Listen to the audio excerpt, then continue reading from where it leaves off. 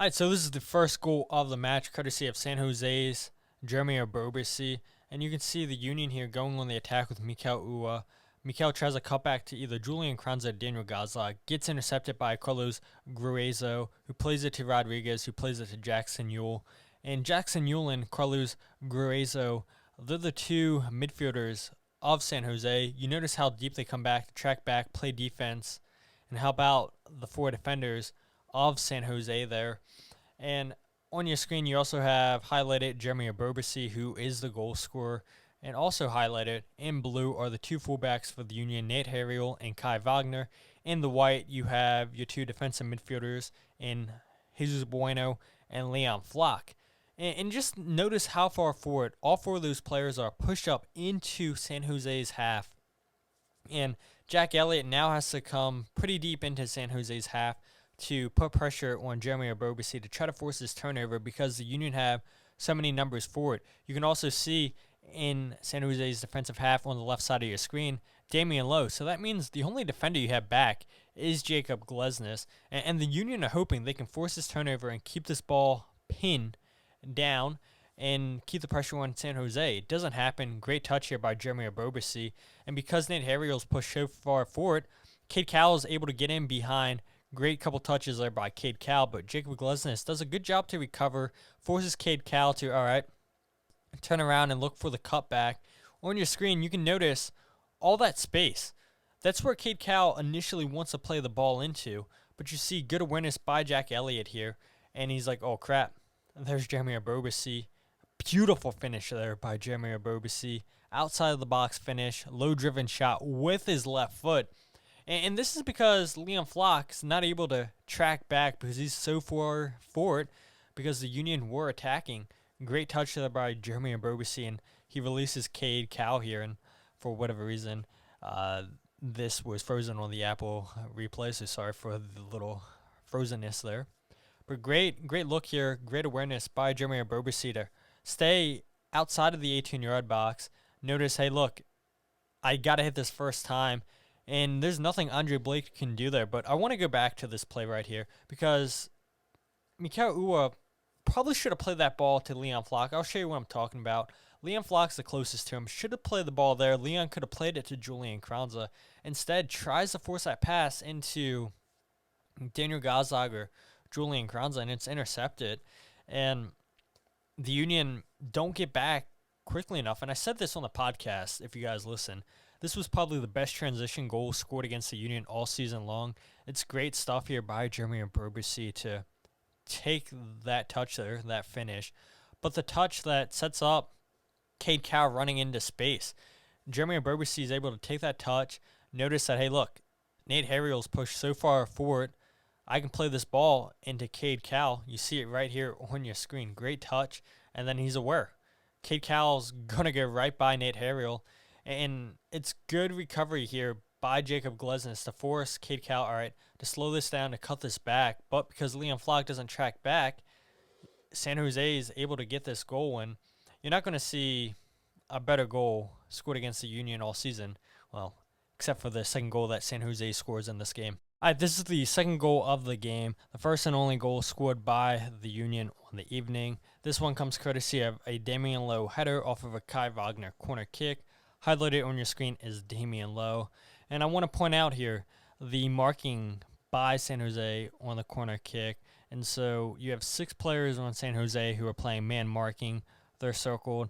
And then in the green rectangle, you have 4 players on San Jose playing zonal marking. And for fans that are unaware of what those two terms mean, man marking, you're responsible for a specific player, marking them on the set piece, while zona marking, you're responsible for a specific area on the field. Marking Damian Lowe on this is Carlos Gruezo, and this is a mismatch already.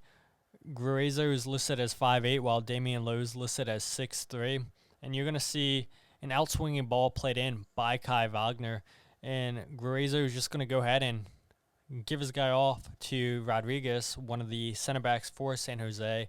And in the zonal, you had both center backs of San Jose playing zone marking. And this is fine because typically your center backs are going to be your best jumpers, and I have no problems with San Jose doing that. But the issue is when you play this hybrid style, you got to have constant communication. And right here on the play, it doesn't look like there was any communication between Grazo and Rodriguez because Damian Lowe goes completely unmarked, and this is not what you like to see on corner kicks, a player completely free. It's a great outswinging ball by Kai Wagner, which I was a little bit surprised too that the Union decided to play an outswinging ball because typically they like playing those in swingers, balls that go closer to the goal. They play this one away, and Damian Lowe completely unmarked. And notice the movement by Mikael Uhre. He's running away from the near post, and it just creates a cluster of Jack Elliott, Jacob Glesnes, Damian Lowe, Mikael Uhre, all in this one area of the field. And fortunately for the Union, Damian Lowe was able to get free, get his head to this, and score the goal. So this is the third and final goal of the match, courtesy of San Jose's Miguel Trauco. And like I said on the podcast, this was a wonder goal. There is nothing Andre Blake could have done about this. So this comes from a throw-in by San Jose. The Union intercept, but they can't get out of their own half. And this is terrible by Julian Kranza to play that ball into Kai Wagner. We'll come back to this play here in a second. Trauco is highlighted on your screen. This is a left back, by the way, by San Jose. And that is a shot that's getting stopped by no goalkeeper in the world. And well done, well played to Miguel Trauco to hit this ball, to knuckle this top corner. And Andre Blake, all he can do is just stand there and appreciate this. He's stunned. There is nothing he can do. The pace, the accuracy, Miguel Trauco hit with this. Great awareness by San Jose to get out of that pressure, the left side of the field, and see that, hey, look, why don't we switch fields? Nobody's over there for Philadelphia. Miguel Trauco continues his run forward, goes completely unmarked, and what a hit. What a hit. But I do want to go back to this play because Kai Wagner gets left in no man's land by Julian Kranza. Should have played that ball with his left to Jack McGlynn instead of playing it to Kai Wagner. This is good defense by Carlos Grazo and Jamiro Montero to put the pressure, to force the mistake by Julian Kranza. And the hit. Julian Kranza wasn't his greatest night. You know, we had a couple of chances to score to give the Union the lead and just wasn't able to capitalize at all. And again, if you guys haven't listened to the podcast, we talked about Julian Carranza plenty, but this goal, you've got to see it again. You got to appreciate this. Trauco was unfortunate not to win goal of the week because of the goal scored by Lucas Zelarayan against Chicago Fire to win it for the Crew in stoppage time. But this has to be up there for goal of the season. It's probably not going to win it. Should have won goal of the week, but great goal nonetheless.